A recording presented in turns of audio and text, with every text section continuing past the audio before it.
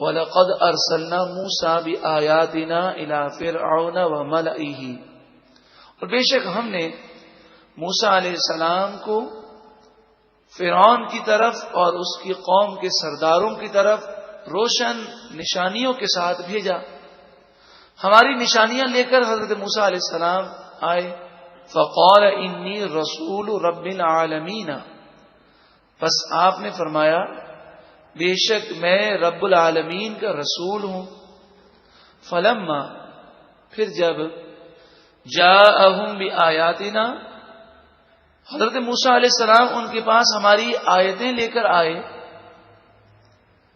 اذا ہم منہا یضحکون، اسی وقت وہ کافر ان آیتوں کا مذاق اڑانے لگے اور اس سے ہنسی کرنے لگے۔ وما نریہم من آیت الا ہی اکبر من اختہا، ہم نشانیوں پر نشانیاں انہیں دکھاتے رہے اور ہر نئی آنے والی نشانی پچھلی نشانی سے بڑی تھی۔ ایک معجزہ دکھایا، انہوں نے انکار کیا تو اس سے بڑا معجزہ دکھایا، لیکن ان لوگوں نے تمام معجزات کا انکار کیا۔ وَأَخَذْنَاهُمْ بِالْعَذَابِ، اور ہم نے انہیں عذاب سے پکڑ لیا، یعنی دنیاوی طور پر تکالیف آئی، قحط سالی، طوفان، سیلاب، پھر فرعون اور فرعون کی قوم پر مینڈک کا عذاب آیا اور ٹڈی کا عذاب آیا، خون کا عذاب آیا۔ وہ سارے واقعات آپ سورہ اعراف میں سماعت کر چکے ہیں۔ لعلہم یرجعون، یہ دنیا کی تکالیف اس لیے آئیں تاکہ وہ رجوع کریں، واپس لوٹ کر آ جائیں۔ دنیا کی تکلیفیں اس لیے آتی ہیں کہ بندہ اللہ کی طرف آ جائے، اس کے دل میں خوف پیدا ہو اور وہ اللہ کی بارگاہ میں جھک جائے۔ لیکن یہ ایسے برے لوگ تھے کہ یہ کہتے تھے کہ موسیٰ علیہ السلام نے جادو کے زور پر یہ سب کچھ کیا ہے۔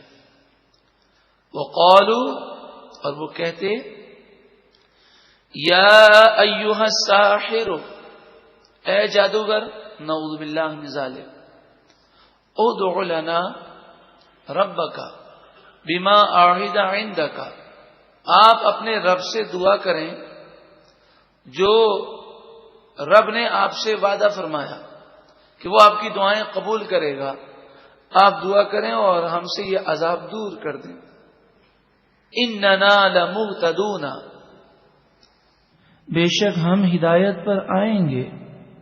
پھر ایک وقت وہ آیا، عذاب کا سلسلہ موقوف ہو گیا، نعمتوں کی بارشیں ہونے لگی، صحت، تندرستی، امن و امان۔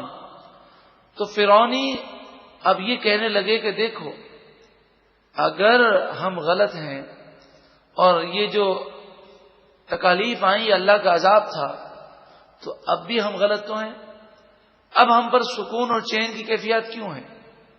اب سکون اور چین قلبی تو کافر کو نہیں ملتا، ظاہری طور پر ظاہری مال و دولت کی فراوانی، حالانکہ وہ اس حقیقت کو نہ سمجھیں کہ جب اللہ تعالیٰ کسی کو تباہ فرماتا ہے تو پہلے اسے دنیاوی طور پر مشکلات میں مبتلا کرتا ہے، لیکن جب بندہ اس کے باوجود اللہ کو یاد نہیں کرتا، توبہ نہیں کرتا، تو دنیاوی تکلیفیں دور ہو جاتی ہیں۔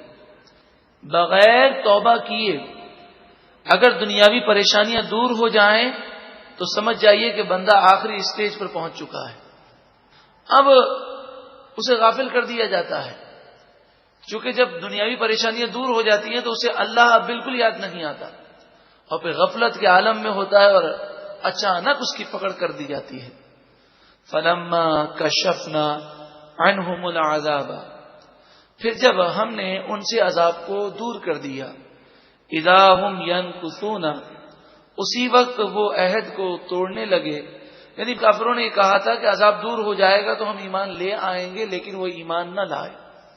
وَنَادَى فِرْعَوْنُ فِي قَوْمِهِ، فرعون کس قدر مغرور تھا، اندازہ لگائیے کہ فرعون پوری دنیا کا بادشاہ نہیں تھا، عوام میں یہ بات غلط مشہور ہے، فرعون حقیقتاً پوری دنیا کا بادشاہ نہیں تھا، صرف مصر کا بادشاہ تھا، لیکن غرور دیکھیں، وَنَادَى فِرْعَوْنُ فِي قَوْمِهِ، فرعون نے اپنی قوم میں ندا کی اور اپنے لوگوں کے سامنے یہ غرور و تکبر سے کہنے لگا، قال یا قومی، اے میری قوم، الیس لی ملک مصر، کیا میرے پاس مصر کی بادشاہت نہیں؟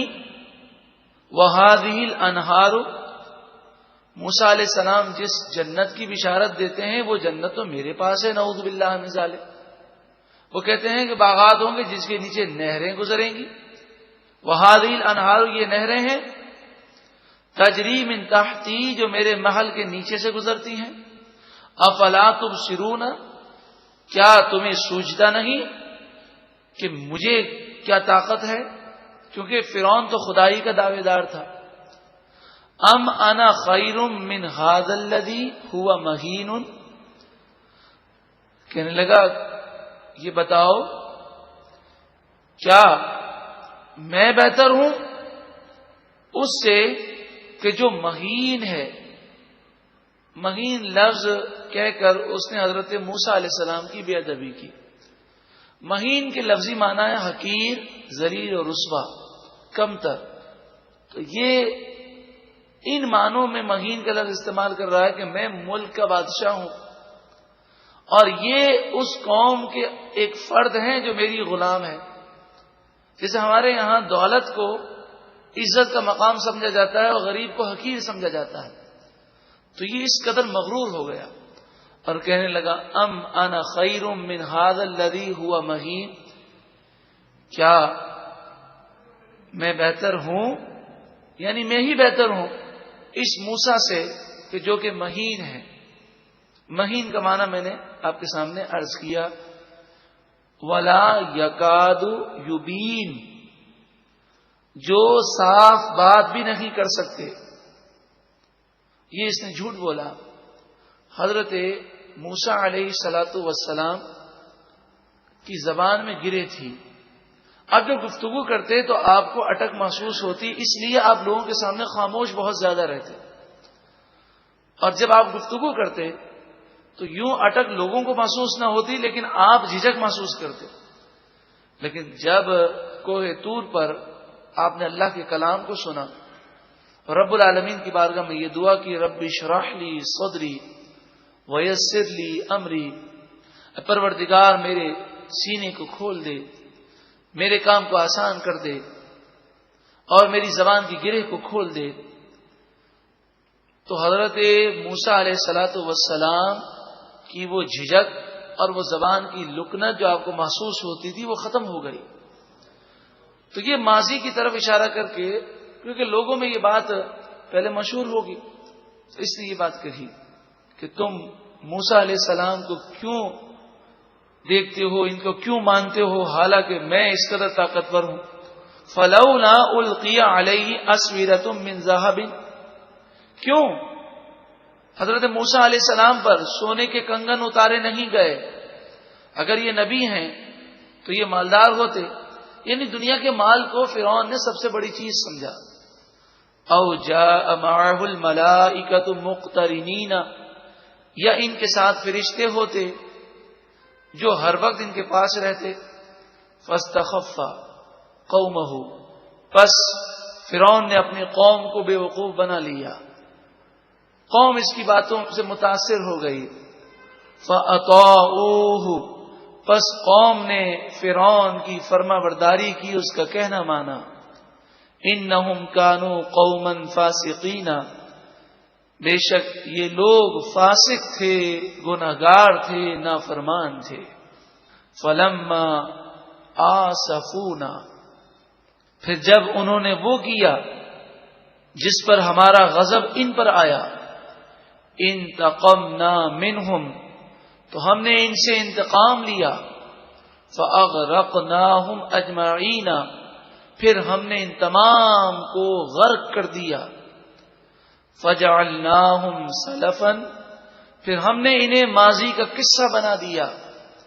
ومثلا للآخرین، اور بعد میں آنے والوں کے لیے عبرت کا نشان بنا دیا۔ ہے کوئی عبرت حاصل کرنے والا کہ غرور و تکبر کا انجام بہت برا ہے۔ 11واں رکوع مکمل ہوا، ایک مرتبہ محبت کے ساتھ درود و سلام پڑھیں۔ اللہم صلی علی سیدنا محمد، صلاۃ و سلام علیک یا سیدی یا رسول اللہ۔